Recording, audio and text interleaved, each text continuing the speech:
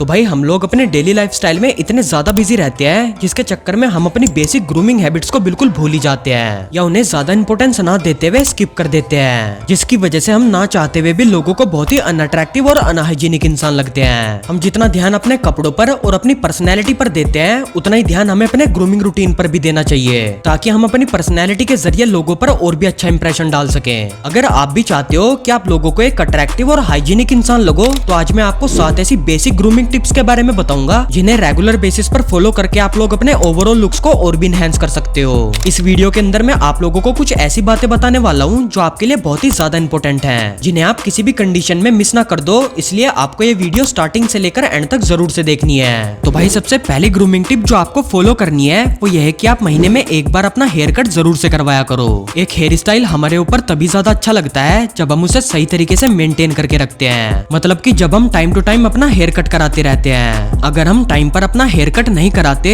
तो उससे हमारे बालों की लेंथ काफी लंबी हो जाती है, जिससे फिर हमें बहुत मुश्किल होती है अपने बालों को सही से स्टाइल करने में। इसके अलावा ज्यादा दिन तक हेयर कट ना करवाने से हमारी स्कैल्प भी बालों को बहुत ही कम क्वांटिटी में न्यूट्रिशन दे पाती है, जिसकी वजह से हमारे बालों के जो एंड्स होते हैं, जिन्हें हम बेसिकली स्प्लिट एंड्स भी बोलते हैं, वो पूरी तरह से डैमेज होने लगते हैं, जिससे हमारे बालों का टेक्सचर बिल्कुल खराब हो जाता है। फिर इसी वजह से ना तो हम अच्छे दिखते हैं और ना ही हमारे बाल अच्छे दिखते हैं। इसीलिए अगर आप अपने लुक्स को हमेशा ऑन पॉइंट रखना चाहते हो, जिससे आप लोगों को एक हाइजीनिक और अट्रैक्टिव इंसान लग सको, तो आपको महीने में कम से कम एक बार अपना हेयर कट जरूर से करवाना चाहिए, ताकि आपका जो हेयर स्टाइल है वो हमेशा अपने एग्जैक्ट शेप के अंदर रहे। अब अगर आप अपने पुराने हेयर स्टाइल से बिल्कुल बोर हो गए हो या आप उन सभी गलतियों से बचना चाहते हो जिन्हें ज्यादातर लोग हेयर कट कराते टाइम करते हैं, तो मैं आपको अपनी ये 2 वीडियोस रेकमेंड करूंगा देखने के लिए। मैं आपको इन दोनों ही वीडियोस का लिंक नीचे डिस्क्रिप्शन में दे दूंगा, आप उन्हें इस वीडियो के बाद जाकर देख सकते हो। दूसरी ग्रूमिंग टिप जो आपके फेस को काफी ग्लोइंग और हेल्दी बनाएगी वो यह है कि आप एक एक्सफोलिएटर और विटामिन सी सीरम को ऐड करो अपने स्किन केयर रूटीन के अंदर। वैसे तो मैं आपको अपनी स्किन केयर वाली वीडियोस में बताता ही रहता हूँ कि एक बेसिक स्किन केयर रूटीन को फॉलो करना कितना ज्यादा जरूरी होता है हमारी स्किन के लिए, जिसके अंदर हमें सिंपली पहले अपने फेस को वॉश करना होता है किसी अच्छे से फेस वॉश की मदद से।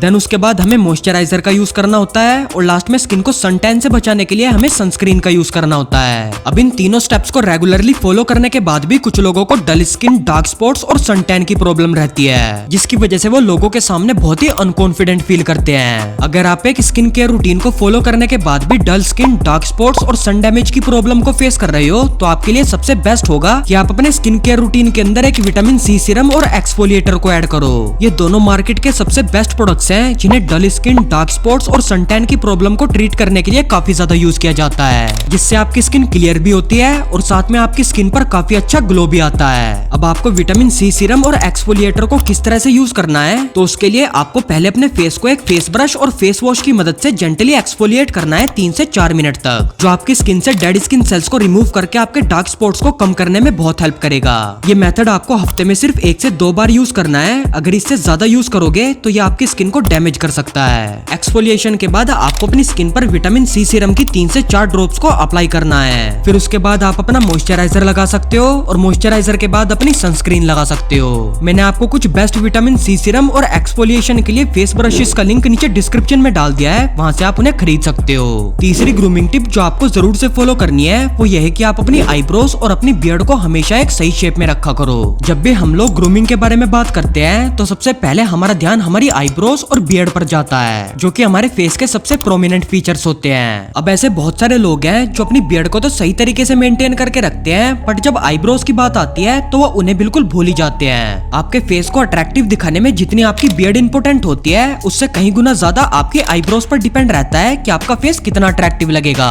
इसीलिए जितना ध्यान आप अपनी बियर्ड और हेयर स्टाइल पर देते हो, उतना ही ध्यान आपको अपनी आईब्रोज पर भी देना चाहिए, जिसके लिए आपको बेसिकली ये करना है कि जो आपकी आईब्रोज के बीच में छोटे छोटे बाल होते हैं, जिन्हें हम यूनिब्रोज भी बोलते हैं, उन्हें आपको टाइम टू टाइम थ्रेडिंग करा कर रखना है, जिससे आपका फेस पहले के कंपैरेटिवली और भी शार्प लगेगा दिखने में। इसके अलावा अगर आपके आईब्रोज की डेंसिटी काफी कम है तो उसे बढ़ाने के लिए आप कैस्टर ऑयल के अंदर विटामिन ई के कैप्सूल को मिक्स करके अपनी आईब्रोज पर लगा सकते हो रात को सोने से पहले। इससे आपकी आईब्रोज की ग्रोथ और डेंसिटी काफी हद तक इंप्रूव हो जाएगी। आईब्रोज के साथ साथ आपको अपनी बियर्ड को भी एक सही शेप के अंदर रखना है। जैसे कि अगर आपको पैची बियर्ड आती है या आपको सिर्फ मुस्टैच या चिन पर बहुत हल्की सी बियर्ड आती है, तो आप एक क्लीन शेविंग लुक कैरी करो। और अगर आपको सही तरीके से बियर्ड आती है तो आपको अपनी बियर्ड को एक परफेक्ट साइज में ट्रिम करके रखना है। और जो आपके गले का ये हिस्सा है, इसे आपको अपने एडम्स एप्पल के इस वाले पार्ट तक शेव करके रखना है। है और साथ में अपनी बियर्ड लाइन के ऊपर के छोटे छोटे बालों को भी क्लीन करके रखना है। चौथी ग्रूमिंग टिप ये है कि आप अपने होठों को और अपने दांतों को हमेशा हेल्दी रखो। अब भाई जैसे हमारे हेयर स्टाइल, आईब्रोज और बियर्ड का काफी मेजर रोल होता है हमारे फेस को अट्रैक्टिव दिखाने में, ऐसे ही आपकी अच्छी स्माइल भी बहुत ज्यादा इंपॉर्टेंट होती है आपके लुक्स को और भी बेहतर बनाने में। अब एक अच्छी स्माइल को अचीव करने के लिए हमारे होठों का हेल्दी होना और साथ में दांतों का सफेद होना बहुत ज्यादा जरूरी होता है। अगर आपके होठ बहुत ज्यादा फटते हैं या आपके होठ दिन ब दिन डार्क होते जा रहे हैं तो आप सिंपली इन दो चीजों को फॉलो करो। सबसे पहली चीज तो आपको ये करनी है कि जो भी चीजें आपको अपनी स्क्रीन पर दिखाई दे रही हैं उन्हें आप टोटली अवॉइड करो अपने डेली लाइफस्टाइल से। और दूसरी चीज आपको ये करनी है कि आप एक छोटी सी कटोरी में 1 चम्मच कोकोनट ऑयल, 1 चम्मच हनी और 1 चम्मच शुगर को मिक्स करो। फिर एक सॉफ्ट टूथब्रश की मदद से उससे अपने होठों पर जेंटली मसाज करो 2 से 3 मिनट तक। फिर इसके बाद अपने होठों को वॉश करके उनके ऊपर एक अच्छे से लिप बाम को अप्लाई करो। इस प्रोसेस को अगर आप हफ्ते में 1 से 2 बार रात को सोने से पहले करोगे तो आपको पहले के मुकाबले अपने होठों के कलर में काफी ज्यादा डिफरेंस दिखाई देगा। होठों के बाद दांतों की बात करूं तो अगर आपके दांतों का कलर पीला दिखाई देता है तो आपको सिंपली अपने टूथपेस्ट के ऊपर थोड़ा सा लेमन जूस और थोड़ा सा बेकिंग सोडा डालकर उससे ब्रश करना है हफ्ते में 1 से 2 बार, जिसका आपको काफी अच्छा रिजल्ट दिखाई देगा। 5वीं टिप ये है कि आप टंग क्लीनर और माउथ वॉश का यूज करो मुंह से आने वाली स्मेल को दूर करने के लिए। जब हमारी ब्रेथ से बहुत ज्यादा स्मेल आती है तो वो बहुत ही अनहाइजीनिक और एम्बैरेसिंग सी सिचुएशन होती है हम सभी लोगों के लिए, जिससे बचने के लिए आपको रोज अपनी टंग को टंग क्लीनर से साफ करना है और साथ में खाना खाने के जस्ट बाद आपको एक माउथ वॉश का यूज करना है, जिससे आपकी बैड ब्रेथ की परेशानी बिल्कुल खत्म हो जाएगी। इसके अलावा जब भी आप बाहर जाओ तो आप अपनी पॉकेट में इलायची या सौंफ कैरी कर सकते हो बैड ब्रेथ की प्रॉब्लम से बचने के लिए। छठी ग्रूमिंग टिप ये है कि आप अपनी बॉडी के अनचाहे बालों को टाइम टू टाइम रिमूव किया करो। हम में से काफी सारे लोगों की सबसे इरिटेटिंग प्रॉब्लम ये होती है कि जब भी उनकी बॉडी से पसीना निकलता है तो उनकी बॉडी से बहुत ज्यादा स्मेल आती है, जिसकी वजह से वो लोगों को बहुत ही अनहाइजीनिक इंसान लगते हैं। अगर आप भी इस प्रॉब्लम को फेस करते हो तो इससे बचने के लिए आप ये कर सकते हो कि आप अपने अंडर आर्म्स, चेस्ट और बॉडी के जितने भी पार्ट्स पर बहुत ज्यादा बाल आते हैं उन्हें आपको ट्रिमर की मदद से हर 15 से 20 दिन बाद रिमूव करते रहना है। इससे आपकी काफी हेल्प होगी पसीने से आने वाली स्मेल को थोड़ा रिड्यूस करने में। तो भाई 7वीं और लास्ट ग्रूमिंग टिप ये है कि आप एक अच्छे से डिओड्रेंट और परफ्यूम का यूज करो डेली बेसिस पर, क्योंकि हमें अट्रैक्टिव दिखाने में ये चीज बहुत ज्यादा मैटर करती है कि हम कैसे स्मेल कर रहे हैं। अगर आप चाहते हो कि लोग आपको नोटिस करें तो आप जब नहाकर बाथरूम से बाहर आते हो तो आपको एक अच्छे से डिओड्रेंट का यूज करना है, और जब भी आप कहीं बाहर जाओ या किसी की शादी वगैरह में जाओ तो आपको एक परफ्यूम का यूज करना है, ताकि आप पूरे दिन काफी कॉन्फिडेंट और फ्रेश फील कर सको। ग्रूमिंग के अलावा अगर आप मेरी फैशन से रिलेटेड वीडियोस को देखना चाहते हो तो मैं आपको अपनी ये 2 वीडियोस हाईली रेकमेंड करूंगा देखने के लिए, जिनके अंदर मैंने आपके साथ काफी इंटरेस्टिंग इन्फॉर्मेशन शेयर की है, जिन्हें आपको एक बार जाकर जरूर से चेकआउट करना चाहिए।